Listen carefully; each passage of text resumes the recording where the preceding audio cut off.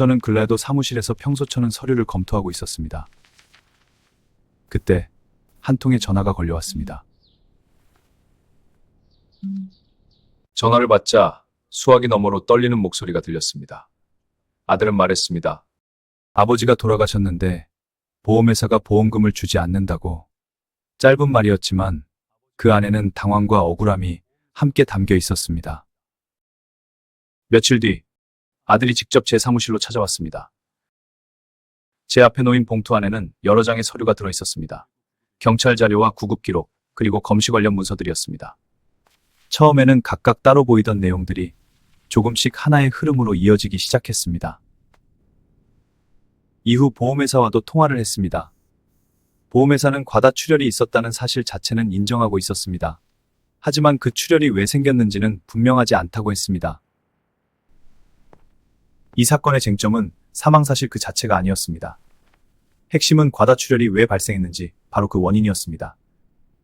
질병인지 상해인지 그 판단이 결론을 바꿀 수 있었습니다. 그래서 저는 사망 전날의 진료 경위를 거슬러 올라가기 시작했습니다. 피보험자가 병원에서 어떤 처치를 받았는지부터 다시 확인했습니다. 기록을 따라가다 보니 사건의 출발점이 조금씩 보이기 시작했습니다.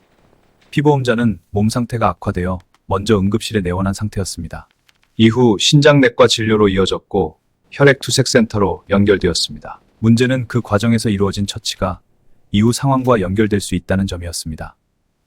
출혈 정황이 확인된 부위는 쇄골 쪽 카테터 삽입 부위였습니다. 즉, 단순한 외상이 아니라 의료 처치와 연결된 지점이 보였던 것입니다.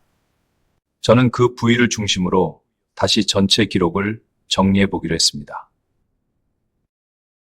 피보험자는 귀가한 뒤 통증을 호소했다고 합니다. 그리고 카테터 부위에서 피가 조금씩 스며나왔다는 진술도 확인됐습니다.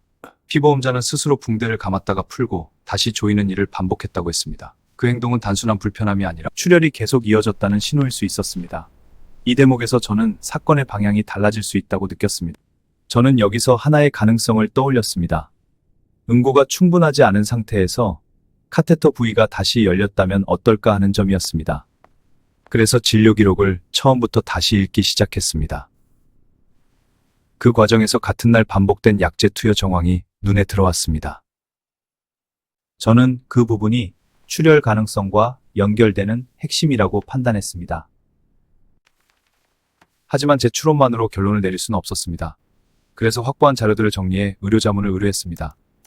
중요한 것은 느낌이 아니라 의학적으로 설명 가능한 근거였습니다. 자문 결과는 분명한 방향을 보여주었습니다. 사망 원인은 카테터 삽입 부위의 과다 출혈로 보는 것이 적절하다는 의견이 제시됐습니다. 그리고 현재로서는 외인사로 추정하는 것이 타당하다는 판단도 함께 나왔습니다. 이제 남은 일은 그 근거들을 정확하게 정리하는 것이었습니다. 현장 자료와 진료 기록, 유가족 진술, 의료자문 내용을 종합했습니다. 그리고 그 연결 과정을 손해사정서에 논리적으로 담아냈습니다. 저는 정리된 의견과 자료를 보험회사에 제출했습니다. 핵심은 감정적인 호소가 아니었습니다.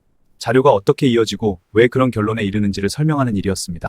결국 보험회사는 기존 판단을 다시 검토했습니다. 그리고 최종적으로 상해 사망보험금을 지급하기로 결정했습니다.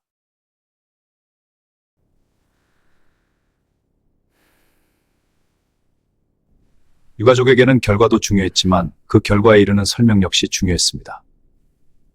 보험금 분쟁은 단순히 결과만 보고 판단할 수 있는 일이 아닙니다. 그 결론이 나오기까지 어떤 과정이 있었는지를 끝까지 따라가야 합니다. 같은 자료라도 어떻게 읽고 연결하느냐에 따라 결론은 달라질 수 있습니다.